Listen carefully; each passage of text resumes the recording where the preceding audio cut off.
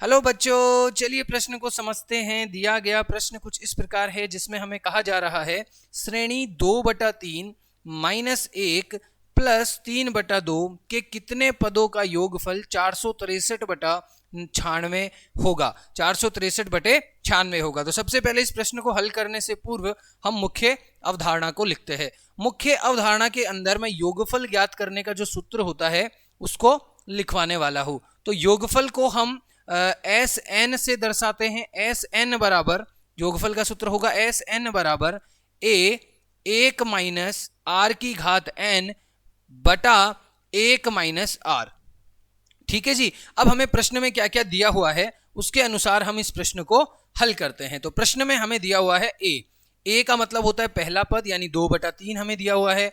Are हम कैसे निकालते हैं, दूसरे पद में भाग देते हैं पहले पद का। दूसरा पद है -1, पहला पद है 2/3। जब हम इसका भाग देंगे तो हमें मिलेगा माइनस का 3/2। ये हमारा हो गया आर। और एस एन जो है वो हमें दे रखा है 463/96। तो हमें निकालना क्या है, हमें निकालना है n का मान, यानी कितने पद इसके अंदर हैं जिनका योगफल 463/96 है। तो चलिए इस प्रश्न को हल करते हैं। सूत्र हम जानते हैं एस एन बराबर ए 1 माइनस आर की घात n बटा 1 माइनस आर होता है। जहां पर सारे जो मान है वो हम यहाँ पे रख देंगे। तो एस एन के स्थान पे आ जाएगा 463/96 बराबर 2/3 1 माइनस आर कितना दे रखा है, माइनस का 3/2 की घात n बटा 1 माइनस आर कितना दे रखा है 3/2।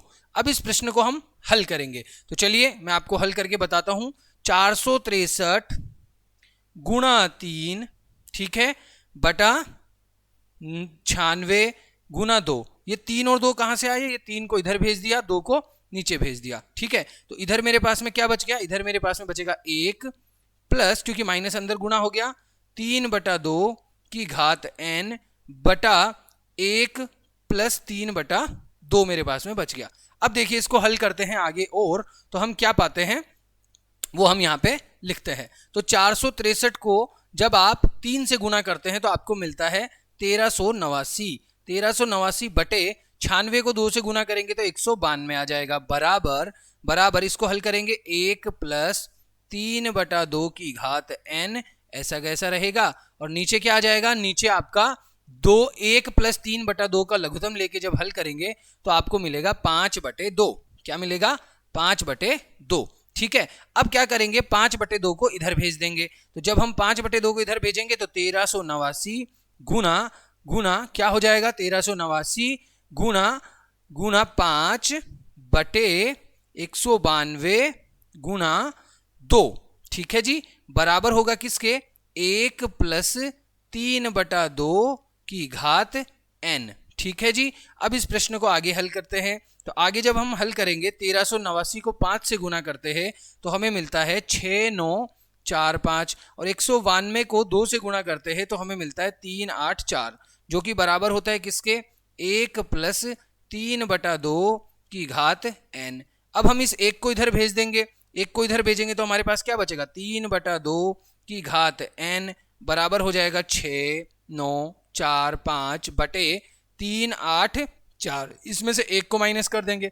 जब हम इसको हल करते हैं तो हमें मिलता है 3/2 की घात n बराबर 36945 माइनस 384 बटे में क्या आ जाएगा, 384। ठीक है जी। जब हमने इसको हल किया तो हमने पाया 6561 बटे 384।